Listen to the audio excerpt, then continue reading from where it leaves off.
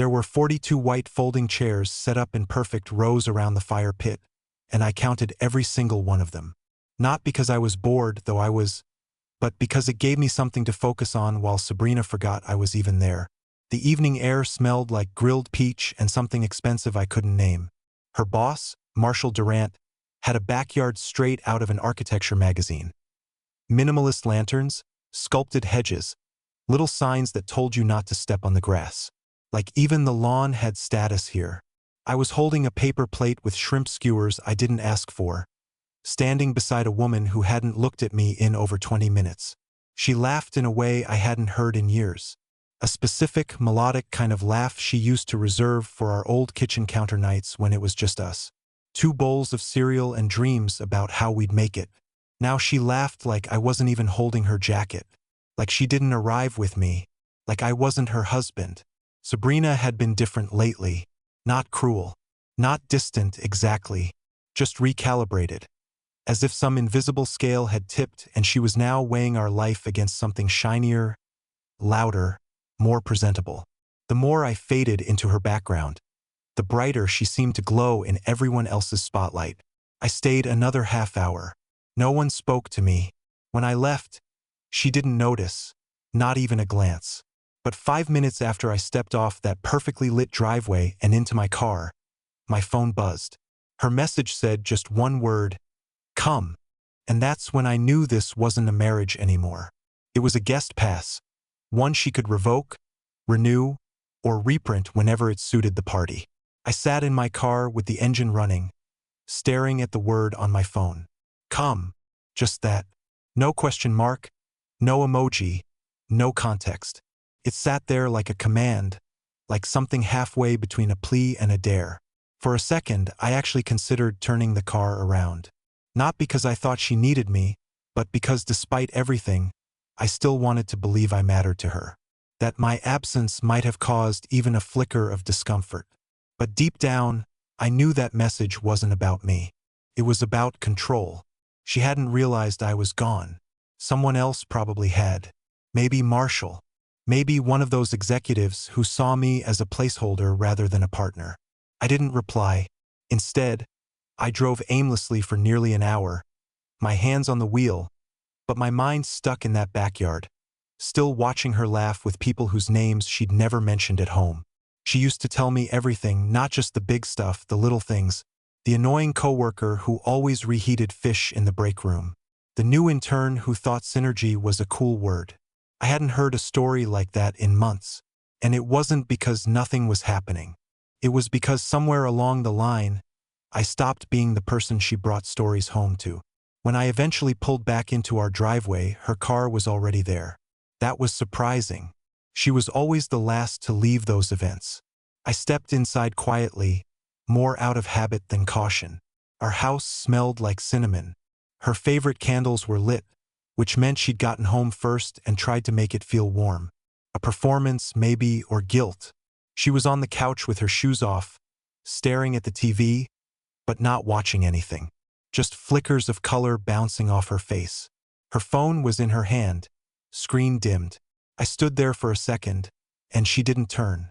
I don't even know if she heard me come in. For a moment, I felt like a ghost. Present, but unseen. Walking through the home we built like it no longer belonged to me. "You left," she finally said. Eyes still fixed on the screen. Flat voice, no emotion, not even surprise. "I did," I replied. My voice cracked a little, not from anger, just fatigue. "You didn't seem to notice." That got her attention. She turned her head slowly, the kind of slow that says, "Let me pretend I'm thinking about how to respond." When in reality, she already knows what she's going to say. "I was busy," she said. "Networking. It's important." "Yeah," I said, placing my keys on the counter. I noticed. The room filled with silence, thick and unsatisfying. She wasn't angry. She wasn't apologetic. Just distant. Like we were two neighbors discussing garbage day. Not two people who'd once planned to grow old on a porch swing somewhere in Maine. "I texted you," she added, as if that settled something. I nodded. "I know." She looked at me then, really looked, and I saw it in her eyes. She didn't expect me to push back. I never had before. I was the agreeable one, the man who made space, not waves. You didn't reply, she said, voice quieter now. I looked at her and asked, why did you want me to come back? It was the only question that mattered. She hesitated. Too long. The kind of pause that wraps itself around the truth and squeezes it until all that's left is something softer, more digestible. I just didn't like the idea of you being upset. Not, I missed you. Not, I realized you were gone. Just an abstract defense against discomfort. I sat down on the far end of the couch. I didn't want to argue. I wasn't even angry, just hollow. I didn't want to be there, I admitted. But I came anyway for you. She didn't answer. And in that moment, sitting 4 feet apart in a house filled with curated coziness, I realized something I hadn't wanted to see. I was showing up for someone who didn't notice when I did, and only reached out when my absence became an inconvenience. That's when I knew this wasn't just about one night at her boss's party. This was the beginning of something I couldn't ignore anymore. For 3 days after the party, nothing was said about it. Not directly. We moved around each other in the house like 2 people in a shared Airbnb. Polite but separate. She made coffee in the morning like she always did. 2 mugs, one for her with almond milk, one black for me. She still sent me links to things she thought I'd find interesting, like an article on emotional intelligence or a clip of a rescue dog learning to walk again. But she didn't look me in the eye when she spoke. And I didn't ask her why. I wanted to believe we were just in a rut. That's what people say, right? Long-term relationships go through phases. Maybe we were just in the quiet part before the rebuild. But deep down, I knew better. It wasn't silence that was hurting us. It was the way silence had become comfortable for her, necessary. It took exactly 72 hours for her to bring up the night again. We were sitting at the kitchen table, both of us half focused on our laptops when she said it. You embarrassed me. It was soft, almost like she didn't want to say it, but it hung in the air with a sharp weight I wasn't ready for. I looked up slowly, unsure I'd heard her right. At Marshall's, she clarified, not even looking up. Just leaving without saying anything. People noticed. There it was. The real issue. Not that I left, but that someone saw me leave, that it might reflect on her. Appearances. They were everything in her world. I let the words sit for a moment before answering. Did it ever occur to you I was embarrassed too? Now she looked at me. Her face didn't twist in anger. It pinched with confusion, like the idea hadn't even crossed her mind. I stood there, Sab, I said, more gently than I expected. Next to you, invisible. You didn't introduce me. You walked away without a word. I watched you laugh with people I've never even heard you mention. I was just wallpaper. That's not fair, she said, but there was no conviction in it. Just reflex. What would be fair then? I asked. That I smile and stand still while you forget I exist? She stood up and crossed her arms, her defense posture. You know how important these events are. You know what it means when Marshall invites people into his space. It's not a party. It's a test, I offered. She blinked. What? That's what it felt like I was part of your test. Something to tolerate until the right people saw the right version of your life. She didn't answer, just walked to the sink and ran water, even though there were no dishes. Just noise, distraction. Look, she said finally, turning back. I didn't mean to hurt you. I don't think you did, I said, standing up too. I just think I don't fit anymore. That made her flinch. Not physically, but internally. I could see the shift, the first crack in the illusion. Because for all her confidence and polish, Sabrina hated change, hated endings. She wanted everything to look perfect, even if it wasn't, especially if it wasn't. You're overreacting, she said, voice tight now. We've had a bad week. That doesn't mean anything. Every couple has them. But I wasn't talking about a week. I was talking about years. I just didn't say that yet. Instead, I nodded and left the room. I didn't want to escalate things. That wasn't me. I didn't do drama. I didn't raise my voice or slam doors. I just needed space, somewhere I could think without feeling like a prop in someone else's curated lifestyle. That night, I couldn't sleep. I lay next to her while she scrolled on her phone, probably looking at photos from the party, maybe even reposting one with some breezy caption about team bonding or grateful for the best crew. And in the filtered glow of the screen, I could see the faint smile on her lips. She didn't feel what I felt. Not yet. But I did, and the feeling wouldn't go away. The next morning, something small but jarring happened. Her phone lit up while she was in the shower. I didn't mean to look, but it was right there, face down on the kitchen counter when it vibrated. A message preview from a contact named MD. Just 2 words. Thursday confirmed. Could have been anything. A work thing, a meeting, a dinner, but something about it didn't sit right. She never saved people by initials, and she never kept plans from me. I didn't touch the phone. I didn't say a word when she came downstairs in her robe and kissed my forehead like nothing was wrong. But something was wrong. And for the first time in our marriage, I didn't want to explain why. I wanted to find out for myself. I didn't sleep again the next night. I told Sabrina I had a work deadline to meet, which wasn't entirely a lie. I did have a backlog, but that wasn't why I stayed up late, sitting in the guest room with a notebook on my lap and a blank page staring back at me. I wasn't writing anything. I was thinking about that message about MD and what Thursday meant. I wasn't the kind of guy who jumped to conclusions. If anything, I usually talked myself out of trusting my instincts. I didn't like conflict. I didn't like how suspicion made me feel itchy inside my own skin. But this felt different. It wasn't just the message. It was the way she moved the phone when I walked into the room. The way she tilted it slightly under her hand. The fact that her lock screen now required facial recognition instead of a simple swipe, which she used to say was too much trouble. She was changing things quietly, carefully, and I was finally starting to notice. On Thursday, I made a decision. I called in sick. First time in years. My boss didn't question it. I'd built up enough quiet goodwill that nobody pressed me when I said I had a migraine. But I didn't stay home. I waited. Sabrina left the house around 6:10 p.m. She said she had a dinner meeting with the usual crew. Vague enough to make it sound routine. She kissed me on the cheek and grabbed her laptop bag. Even though she hadn't used that bag in weeks, it was heavier than normal. I know that because I opened the front door for her, and when I reached for it, just instinctively, she held it tighter and said, "I got it." I waited 10 minutes. Then I followed. I felt ridiculous doing it. I even laughed at myself in the car for a minute, muttering things like, "What am I? In a movie now?" But I kept driving. Not close. I wasn't trying to be dramatic. I just wanted answers. The kind you can't get from passive-aggressive texts or awkward dinners where no one talks about the elephant in the room. She didn't go to the restaurant she said she was heading to. In fact, she didn't go anywhere near it. She drove straight through downtown, out past the old mill buildings that had been turned into overpriced lofts, and eventually pulled into the underground garage of the Harrison Hotel. Not a chain, not a conference venue, just a high-end, quiet, overpriced boutique place that catered to discretion.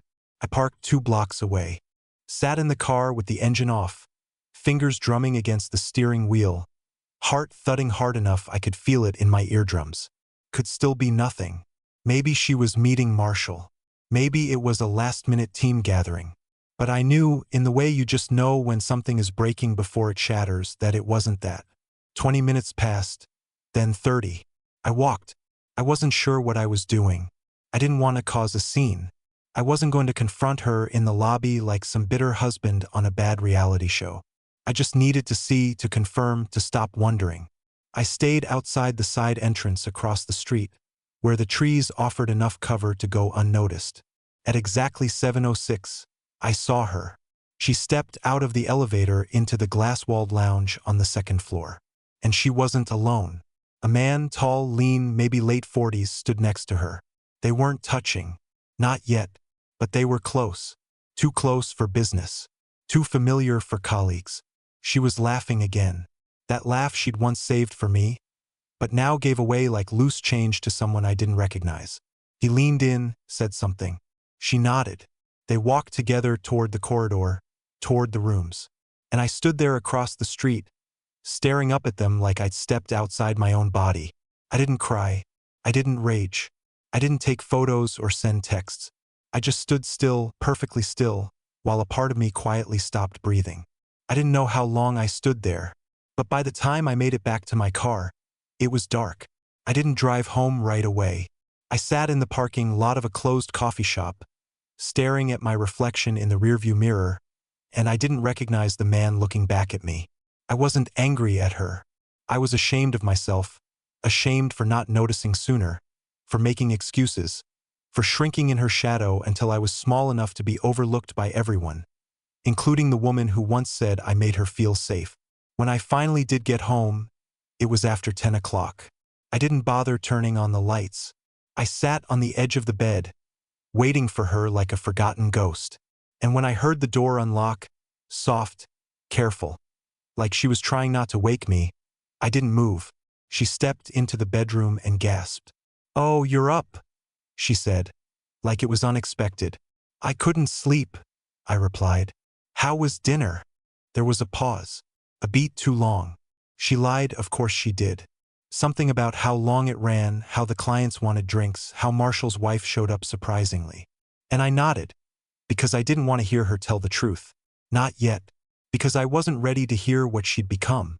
Because I wasn't ready to admit what I'd allowed myself to be reduced to. And because in some broken part of me, I still loved her. Even as the world I built around her began to collapse. It's strange how the smallest sounds can hurt the most. That night, it was the jingle of her keys. When she dropped them into the ceramic bowl by the door, the one we picked out together at some craft fair 5 years ago, it was like a bell toll for everything I didn't want to say out loud. Her keys used to be a comforting sound, a sign she was home, safe, ours. But now they just meant she'd returned from somewhere she had no business being, and I wasn't invited. She didn't ask why I was still awake. She didn't ask if something was wrong. She went straight to brushing her teeth, humming to herself like she wasn't covered in the perfume of someone else's attention. When she climbed into bed, she curled away from me, her back tight and still, like the guilt had locked her muscles. I didn't say a word. I just laid there, eyes open in the dark, watching the ceiling and wondering how long I'd keep pretending I didn't know. The next morning was worse. Not because she acted differently, but because she didn't. She made her coffee, added her almond milk, stood by the window checking her calendar. She even asked if I'd remembered to pick up the dry cleaning, like she was reciting lines from the script of a marriage that had ended but didn't want to admit it yet. I watched her the way you watch someone who might vanish if you look away for too long. She wore her blue blouse, the one she said made her feel sharp. Her makeup was light but precise.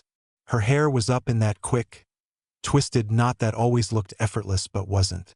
She was polished, glowing, almost like a woman in love, just not with me. She kissed my cheek before heading out the door.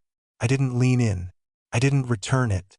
And for the first time in a long time, she noticed. "You okay?" she asked, her hand already on the doorknob.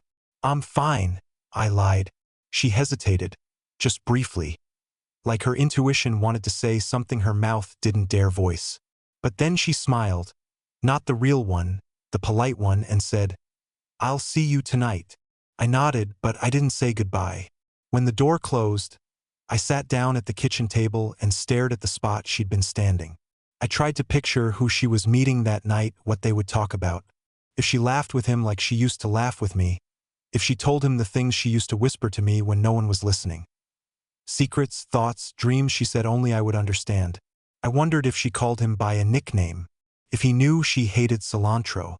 If he knew about the scar on her left ankle from when she fell off her bike in college. If he cared enough to ask. I wasn't angry. Not really. Anger requires energy. What I felt was weight. Like I was walking through water, slow and cold and thick. Like everything in our house. The books on the shelf. The framed photo from our trip to Asheville. The mug she gave me on our 3rd anniversary had become props in a story I didn't believe anymore. That afternoon, I did something I never thought I would. I logged into her laptop. It wasn't locked, never had been. We used to say we had nothing to hide. But now, it felt like walking into a room where I wasn't supposed to be, sacred and stained all at once. I didn't know what I was looking for. Maybe I wanted to be wrong.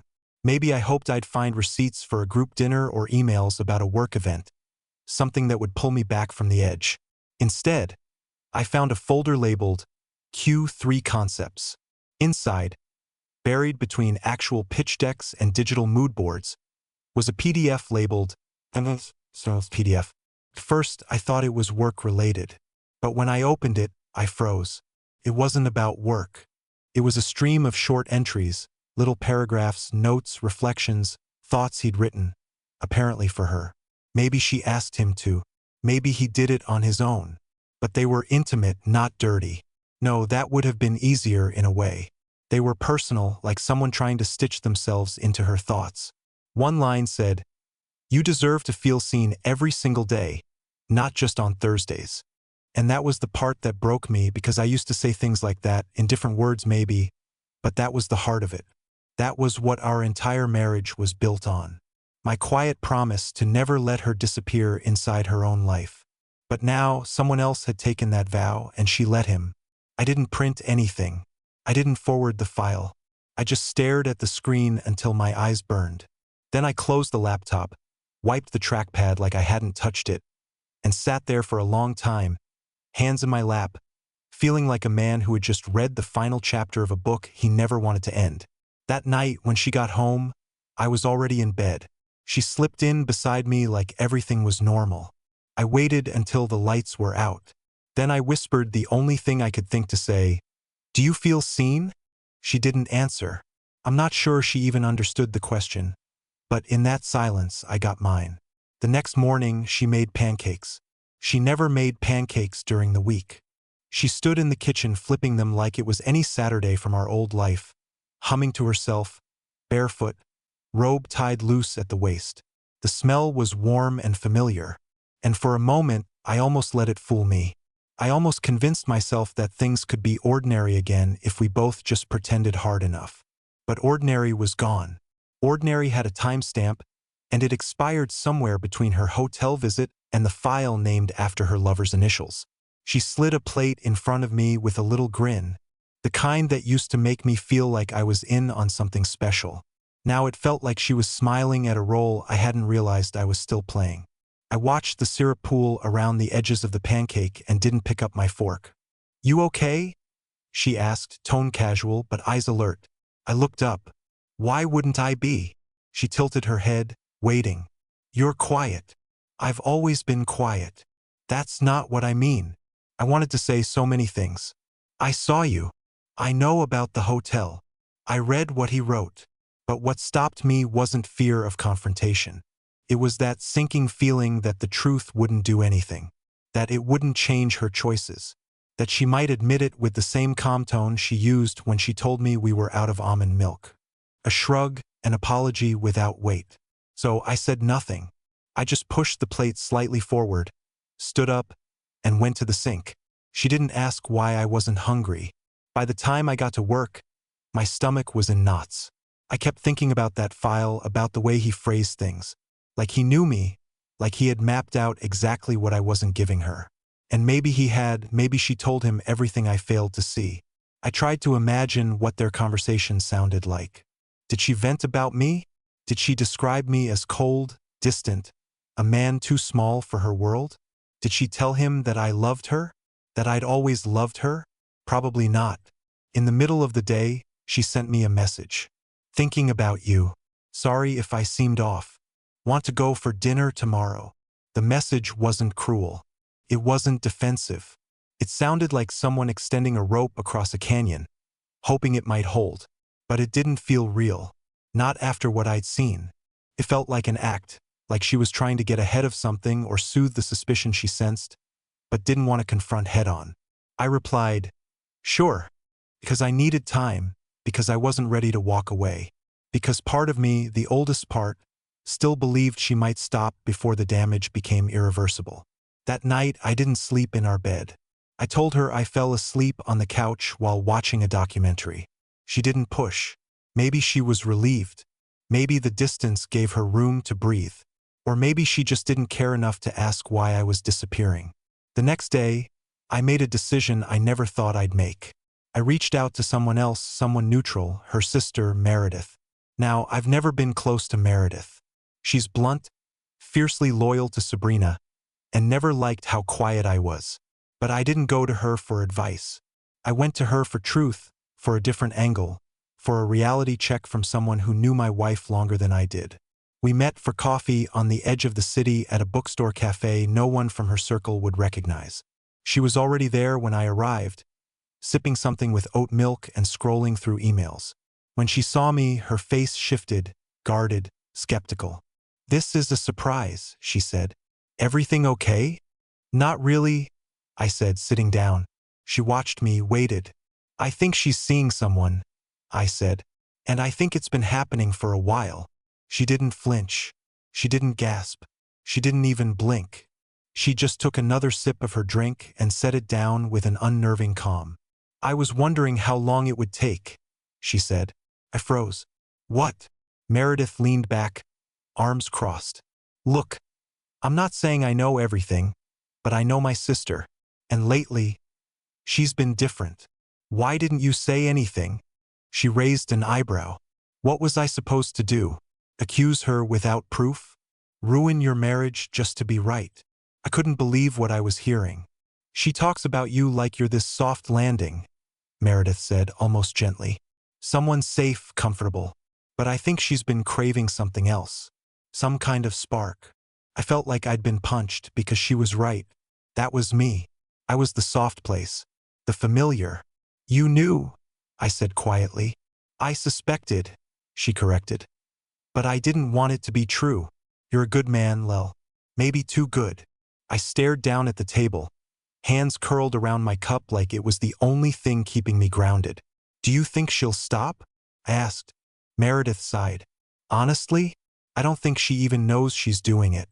She's living two lives and hoping neither collapses. And you've always been the easier one not to lose." I didn't reply. What could I say? She was right.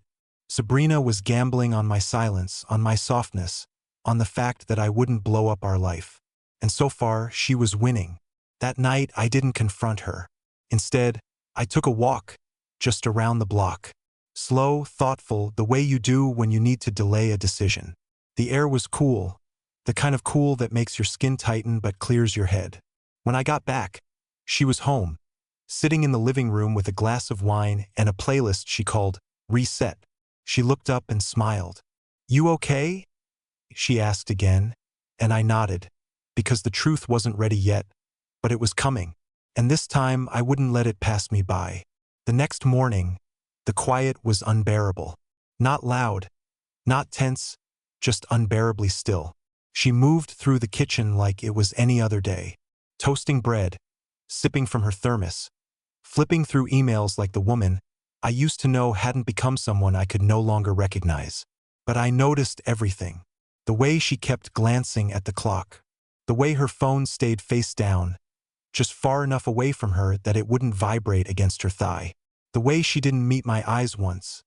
Not even when she handed me my coffee like she always did. No sugar, too hot, the way I like it. That was the most twisted part. The routines were still there, as if she wanted the house to feel unchanged, even though everything inside it had quietly died. The dinner she invited me to was that night. I should have said no. I should have told her I knew. I should have asked her straight out, "Why are you still coming home to me while your heart is clearly somewhere else?" But instead, I got in the car. I dressed in the same shirt I wore to our engagement photos years ago. Not because I expected it to matter to her, but because I wanted to remember who I had been. A man who once thought love meant devotion, and devotion meant permanence. I needed to carry that version of myself one more time before I finally let him go. The restaurant she chose was quiet, expensive, filled with soft music and soft lighting. A place where conversations were meant to feel intimate, not interrogative. She had a reservation. Of course, she did. She always planned, always anticipated. I wonder if she had anticipated this. If she could feel the weight behind my silence as we sat down. Menus in front of us, neither of us really looking. "Thanks for coming," she said, tucking a strand of hair behind her ear. "I've missed this." I said nothing at first. Just let the words float across the table and land where they may. I studied her like a stranger might, someone trying to guess if this woman was happy or just good at pretending to be. Her smile was warm but off-center. Her eyes were bright but flickering. She looked like someone who was trying to convince both of us that this dinner meant something more than it did. When the waiter came, she ordered wine. I asked for water. The first course came, beet salad, her favorite, and she took one bite before setting down her fork and folding her hands, looking at me the way someone looks when they've rehearsed an apology but aren't sure when to begin. "I know you've been distant," she said, "and I don't blame you. I've been overwhelmed. I've been pushing myself. I've been distracted." "Distracted?" I echoed. "Is that what we're calling it?" She blinked, caught. "I don't want to fight," she said softly. "I'm not fighting," I replied. "I'm just tired of pretending this is fine." She looked down at her lap, then back up at me. "Lel, I know I've made mistakes, but I've been trying to fix them. That's why I wanted tonight, to reconnect." I stared at her for a long moment, then leaned in slightly, my voice slow but steady. "I saw you at the hotel." Her breath hitched, just slightly. Not dramatic, not theatrical, but real. I didn't say anything else. I didn't explain. I didn't accuse. I just let the words hang in the air like smoke. She stared at me, eyes wide. And for once, she didn't have the right line ready. "I don't know what you think you saw," she finally said, reaching for the safe space between denial and deflection. "I saw enough," I said. "Enough to know that what we have isn't real anymore. That I've been here, showing up every day, holding on to something you already walked away from." Tears welled in her eyes, not immediately, but slowly, like she was finally realizing that something she thought was permanent was slipping beyond her reach. She didn't try to speak right away, maybe because she knew anything she said would only sound like strategy. "Is this it?" she whispered. "Are you leaving?" I shook my head. "No, I'm not leaving." Hope flickered in her face for a fraction of a second. "You are," I said calmly. Her face crumpled in confusion. "What?" "You don't get to stay here and pretend this never happened," I said. "You don't get to treat me like a soft place to land while you're chasing sparks with someone who writes you love letters in PDF format." She froze. I watched her crumble in phases. First her shoulders, then her eyes, then her mouth. For the first time in this entire unraveling, she looked afraid. "I didn't mean to hurt you," she said. "I know," I replied. "But you did, and you kept doing it. I was lost." "No," I said.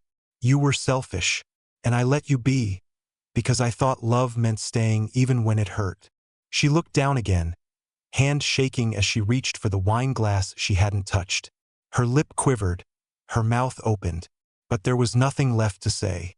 "I'm not angry," I said, "and I'm not here to ruin your life, but I'm done being the person you betray with silence and keep around with small kindnesses." She nodded once, then again faster, like she was trying to accept a reality she hadn't expected to come so quickly. We didn't eat. We didn't order dessert. We left the restaurant together in silence. But for the first time in months, I felt like I could finally breathe. Not because it was over, but because I had stopped lying to myself about what it had become. She didn't say much on the drive home. Neither did I. The city lights washed over the windshield like a quiet apology for everything we just left behind. She kept glancing out the passenger window, fingers twitching in her lap like she wanted to grab hold of something. A moment, a reason, anything to anchor her to a life she now realized wasn't on solid ground. When we pulled into the driveway, she didn't move. Just sat there, staring at the darkened outline of the house we'd once called ours. "I didn't think it would go this far," she whispered, almost to herself. I nodded, my voice low. "It always goes this far. You just don't see it until you've crossed something you can't uncross." She opened her mouth to say something. I didn't need to hear it. Some apologies come too late, not because they're false, but because they arrive after too many quiet betrayals. I didn't need her guilt. I didn't want her promises. I just wanted space. Real, quiet space where I could finally hear my own voice again. I let her go inside first. Then I followed, not out of obligation, but because it was still my home, too, for now. Over the next week, we began the slow, silent undoing of a shared life. She moved in with her sister while she figured things out. I didn't ask questions. I didn't chase closure. Some things are meant to end without a grand finale. We didn't scream. We didn't break plates or slam doors. We just stopped pretending. And in that space, something unexpected happened. I found myself again. Not in some dramatic, movie-style way, but slowly, quietly. I started waking up early, not because I had to, but because I wanted to. I began running again, not to escape anything, but to feel something. I called old friends I'd neglected, took long drives with no destination, and stood in silence without feeling like it meant I was weak or lost. One morning, I passed the mirror on my way to make coffee, same black, no sugar, and I stopped. Not because I looked different, but because I recognized the man staring back at me. For the first time in what felt like years, he looked grounded. Not bitter, not broken, just free. Weeks turned into months. Sabrina and I spoke occasionally, gently, with the kind of distance that says we both cared, just not enough to rebuild what was gone. She eventually admitted everything. The affair, the lies, even the way she tried to compartmentalize me like a safety net she didn't think she'd ever really lose. She cried. I listened. And then we let go. Not in anger, but in peace. One Saturday afternoon, I packed the last box from our house and dropped the keys off at the leasing office. I wasn't going far, just a quiet place across town with a little porch and a view of trees instead of concrete. As I walked through the empty rooms one last time, I didn't feel pain. I didn't feel grief. I felt light, like I had been carrying something for so long I forgot how heavy it was until I finally set it down. And now I'm okay, better than okay. I'm rebuilding slowly, patiently, with more honesty than I ever gave myself when I was busy keeping a broken marriage upright. The truth is, we don't always get to control who stays in our lives. But we do get to choose who we become after they leave. And I chose to become someone who doesn't live in silence anymore. Someone who speaks up, even if his voice shakes. Someone who knows his worth, even when someone else forgets to see it. That's the man I am now.